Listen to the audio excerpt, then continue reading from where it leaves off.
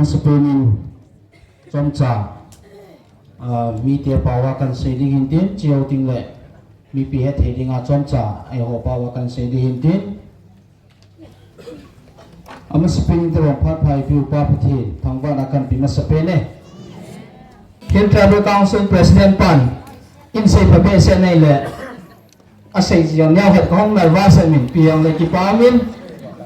sai no mo chu thil dang ha pon tunya hi tunya amalanga hung ding do lam kai ho bo hilawing tunya ang ki khom mi pio hin wa me pum pi het dinga thu i sei wei tai ti cho ma sam ka phong do no ma sa pe ni hi chole igalu hi galne wa hi pon tunya i thi na ho tunya no mei akiwa ki kai na ho i chen ke ho rep ki bola mel sita ki thana ho i nilo ki hal no ho chule i howin ki hal no ho hi tunia send government in don sia ane lo ma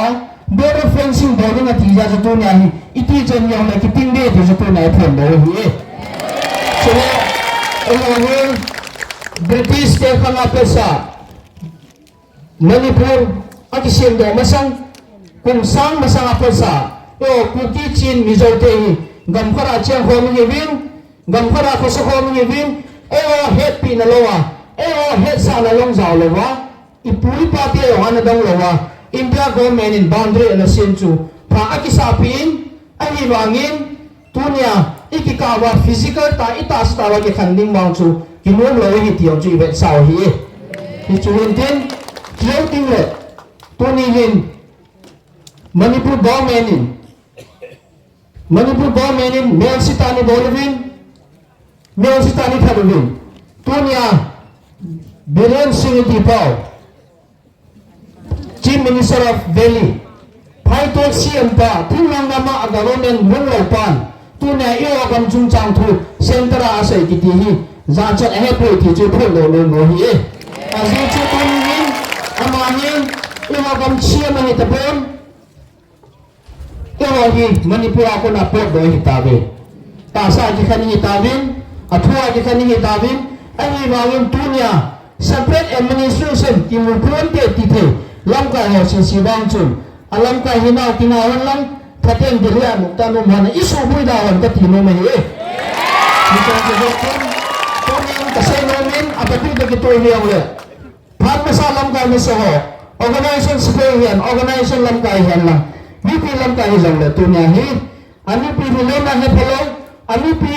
dan thena he polo wa ama thane ding ho lo ma le district aku na ki mo do te ding he tiang chu isai do lu mo hi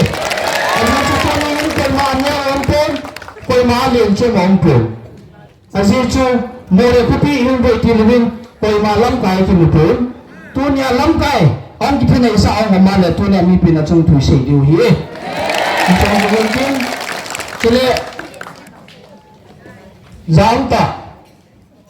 Organization Sipai Hoyin Ihe Diuchu Tilda Ngaipon Tunya hi Inan pi riso now Inan pi Akana hi Address Ibol Pelo Di Wile Chongpat Separate Administration Kandal Do Kabin Chongpat Tik Tani Din Katino Mahi Aji Juni Sibira Hi Ni Sibira Hi Din Say Lo Lo Mo Hi Ena Ichu Intin Tuni Him Moi kutia mi tam pi ki tiang le ani thei za pen hom chang jong le an tu na angai ni chang se iki su khom ba chulai tunia inam pi ma khu ding tunia border fencing chu I ma cha hi pon ani wangin ang ki bol ni le